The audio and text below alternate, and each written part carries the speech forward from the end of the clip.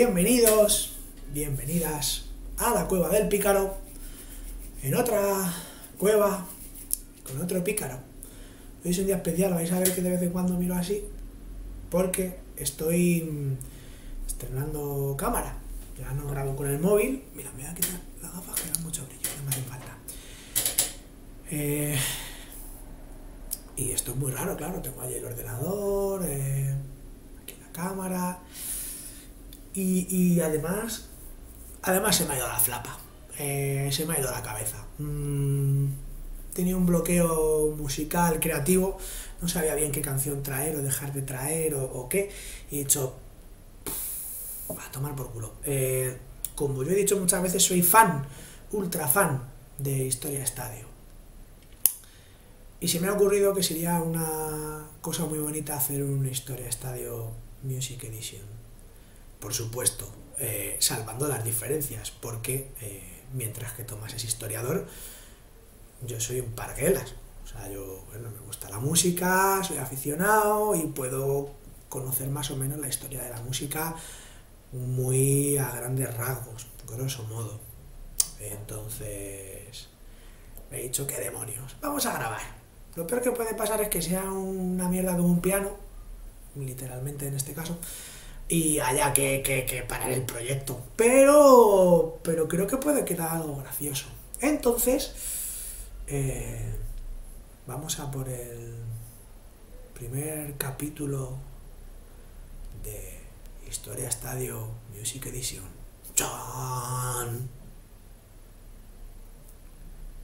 Y espero que aquí Tomás haya metido algo guay para compensar mi... ya sabéis. Historia de la música. Claro, lo primero, lo más importante es hablar de cómo nace la música, ¿no? Estábamos, yo me acuerdo de los episodios de Historia Estadio que hace Tomás, y claro, empezó hablando de las civilizaciones y de lo conocido, claro. Pero el problema es que la música conocida es muy joven, relativamente. Entonces, claro que podemos decir que la música era, pues, probablemente se desarrolló mientras que se desarrollaba el habla en los protohumanos, ¿no? Bueno, si crees en la evolución. Si no, bueno, pues ponte otro canal porque lo que voy a contar a lo mejor no te gusta. Entonces, sí, seguro que lo que fuéramos en ese momento en el que empezamos a comunicarnos empezó a desarrollar ese gusto musical por el propio placer de utilizar la voz, de utilizar el entorno. Sabemos que existen los instrumentos de afinación indeterminada desde hace muchísimos milenios, ¿no? Cosas como tambores o parecido, utilizaban la piel de los animales que cazaban o que después criaban más adelante para estas cosas. Incluso se sabe que la música, aunque no sé si se le puede llamar música a eso, ha llegado a ser un idioma propio en algunas regiones. De hecho, si no me estoy equivocando, en Canarias hay una especie de dialecto, no, espero que los canarios no me matéis, no sé si está reconocido como dialecto, como idioma, pero hay gente que se comunica a silbidos, ¿vale? Cada silbido significa una cosa, la duración, la altura, el ritmo al que se producen los silbidos, todo eso son conceptos musicales, ¿vale? Estamos hablando de conceptos musicales, además de lo primero que se aprende cuando alguien empieza a estudiar solfeo, a estudiar música, ¿no? La altura de un sonido más agudo, un sonido más grave, un sonido más largo, un sonido más corto, un sonido más débil y un sonido más fuerte, ¿vale? Lo que luego hemos llamado piano y forte, ¿vale? Y luego está el timbre. Pues no es lo mismo un piano que, no sé, mi piano tiene 2 o 3 soniquetes, que supuestamente un órgano de iglesia, que un vibráfono, que una guitarra, supuestamente, ¿vale? No da una gran calidad. Esos son los sonidos predeterminados del piano. Entonces es prácticamente imposible pensar en el nacimiento de la música como tal, porque en qué momento la música se convierte en música y deja de ser una forma de comunicarnos o una forma de, a lo mejor, de expresar. Yo creo que hay un momento en la historia y lo podemos enmarcar en el periodo de la Grecia clásica. Fueron los griegos los primeros que han dejado. Voy a hablar de música occidental, ¿vale? Hago un pequeño paréntesis.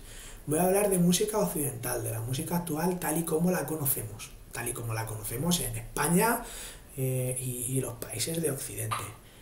La música oriental, la música árabe, es un mundo que no tiene nada que ver, hablo de la música, con el de la música occidental. No tiene absolutamente nada que ver.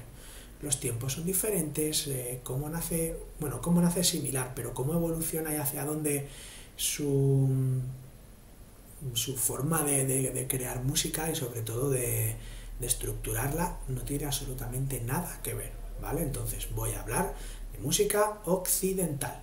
Lo siento, quizá algún día pueda aprender algo sobre otro tipo de música y orígenes, y si alguien lo pide y me da tiempo, yo me lo preparo y os lo cuento. Hoy y en adelante en estos vídeos, que iremos intercalando con canciones y cosas, música occidental. La música occidental, tal y como la conocemos, nace o tiene su origen en la Grecia clásica. Los griegos fueron los primeros en estructurar la música, en pensar en conceptos como el ritmo y los modos, que ahora os explicaré, de una forma teórica y como digo, estructurada de cara a la enseñanza y aprendizaje de la música como una parte fundamental de la sociedad. O sea, los griegos eran pensadores, artistas, creadores, y tenían una sociedad en ese sentido pues estructurada y basada en unos conceptos que tenían más que estudiados. Otras sociedades parece que han ido improvisando, pero los griegos, o lo que nos queda a nosotros de los griegos, a lo mejor nos han engañado a todos, es que intentaban construir un sistema más o menos estructurado desde la base hasta la cima, ¿no? Entonces fueron, repito, los griegos los primeros que estructuraron la música, que además sienta las bases de la música moderna. Hago un inciso, olvido a los griegos por un segundo. La música tonal, y esto es un concepto muy moderna, se basa en una construcción de la música súper cuadriculada, ¿vale? Aunque no sepamos de música, a todo el mundo le sonarán cosas como do mayor, do menor, re mayor, si bemol menor, ¿vale? Aunque no tengamos ni puñetera idea de lo que es eso, mayor y menor son como las dos grandes agrupaciones de la tonalidad de la música, de los modos de la música. El modo mayor es un modo que suena alegre, luminoso, ¿vale?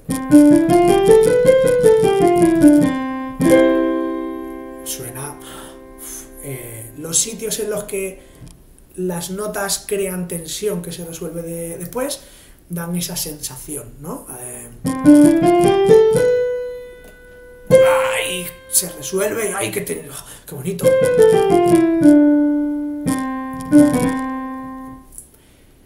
Y el otro gran modo que conocemos es el modo menor.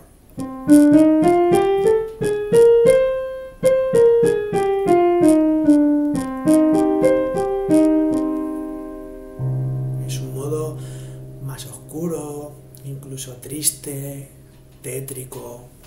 Podemos, no sé.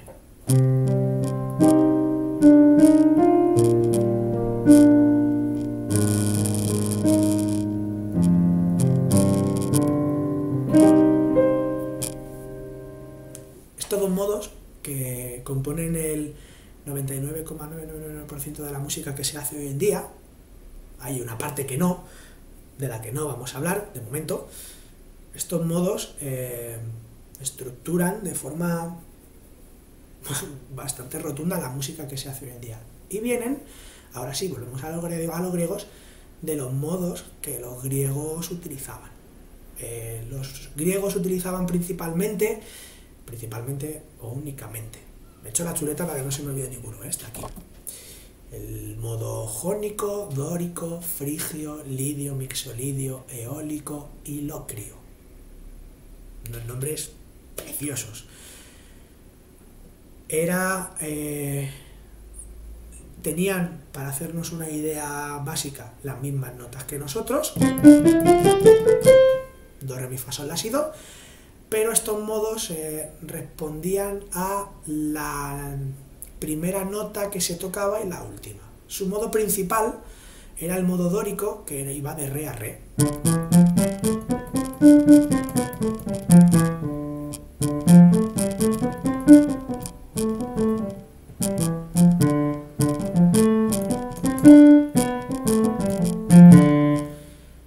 Ese es el modo dórico, que para ellos era, repito, el fundamental, el principal, el más usado, aunque es verdad que para los griegos no tenía ningún sentido hacer lo que ahora nosotros llamamos una escala ascendente, de abajo a arriba, de grave a agudo, sino que era descendente.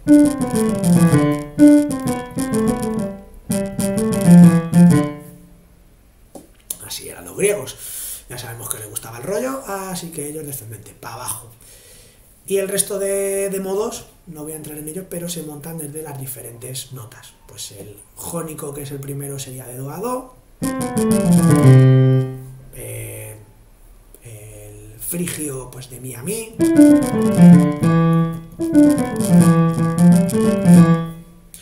Y así con el resto, ¿vale? Cada nota daba inicio y fin a uno de los diferentes modos. Actualmente usamos dos modos, sobre todo hemos dicho, el modo mayor, el modo menor, y ambos tienen inicio aquí. El modo mayor sería exactamente el mismo que para los griegos era el modo jónico, mientras que el modo menor sería exactamente el mismo que para los griegos era el modo eólico.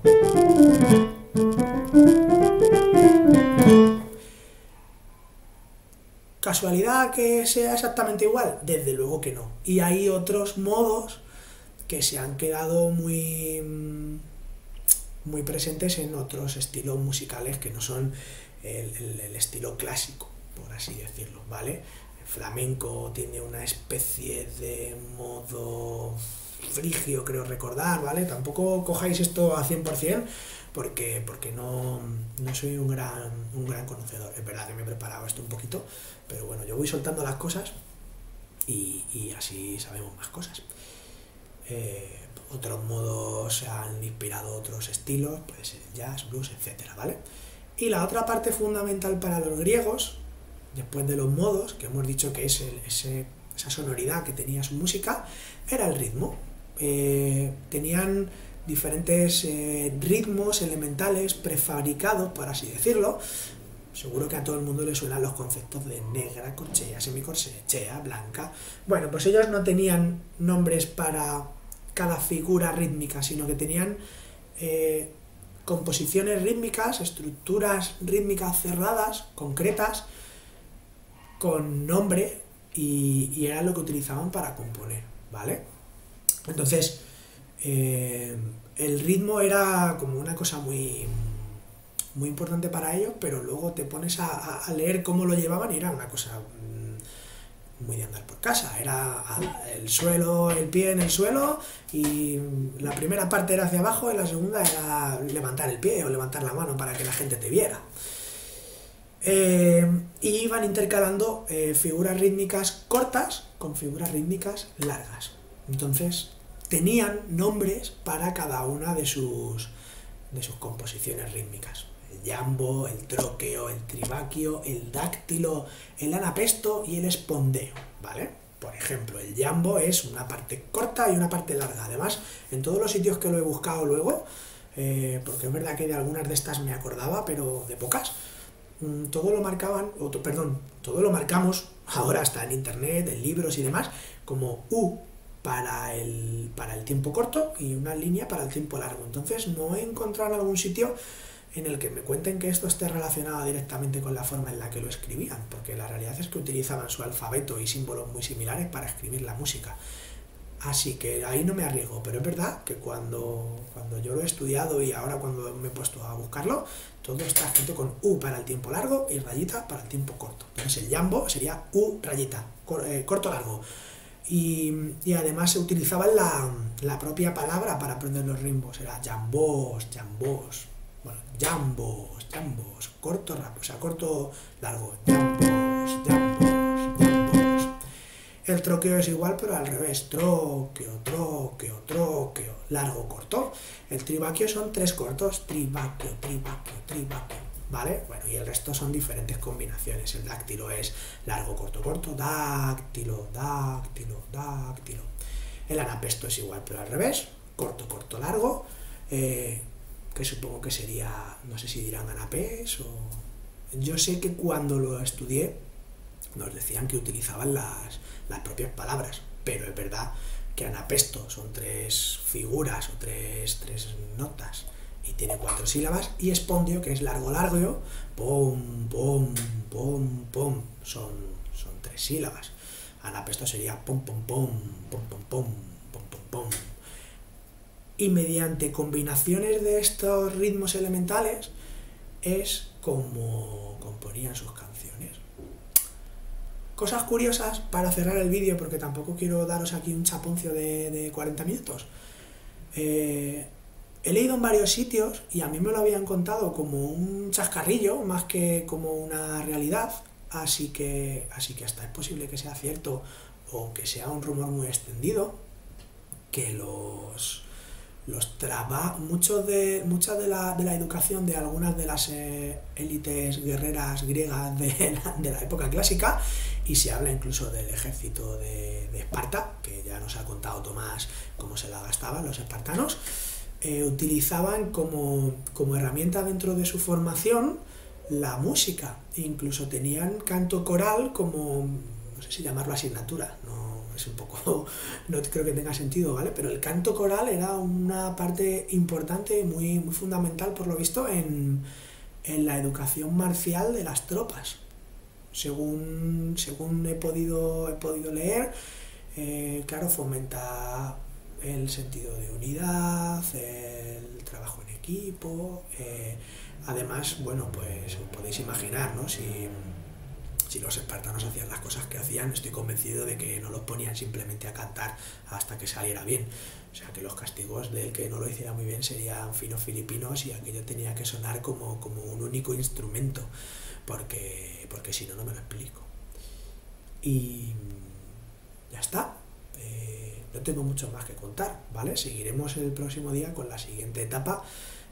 No voy a ir civilización por civilización, después de los griegos no voy a pasar a los romanos y después sino que voy a intentar ir sobre todo hablando de los hitos fundamentales en la historia de la música, de los momentos en los que hay auténtica evolución en la música y de los momentos en los que se puede hablar de una nueva etapa, ¿vale? Ya os digo, muy probablemente de aquí saltemos a la Edad Media, que es donde se vuelve a vivir y a experimentar una revolución musical en cuanto a instrumentos, estilos, formas de cantar, etcétera. Por cierto, no os he contado instrumentos, pero bueno, esta gente, los instrumentos que tenían eran cítaras, flautas de pan y cosas así, como podemos ver en las películas de Hércules, ¿no? La cítara, que es arpa pequeña, la flauta de pan, alguna cosa de percusión, ¿vale? Tenían muchos instrumentos, pero la realidad es que eran todos sota, caballo y rey, o sea, todos eran prácticamente lo mismo, aunque les llamaran de formas diferentes. Y nada más, espero que os guste este episodio, piloto de momento, y que os haya servido para aprender alguna cosa y no solo para aburriros, porque yo cojo carrete y me quedo solo. ¡Hala! Con Dios y con la Virgen. Nos vemos la semana que viene. Espero que, repito, os haya gustado y la semana que viene más y mejor. Chao, chao.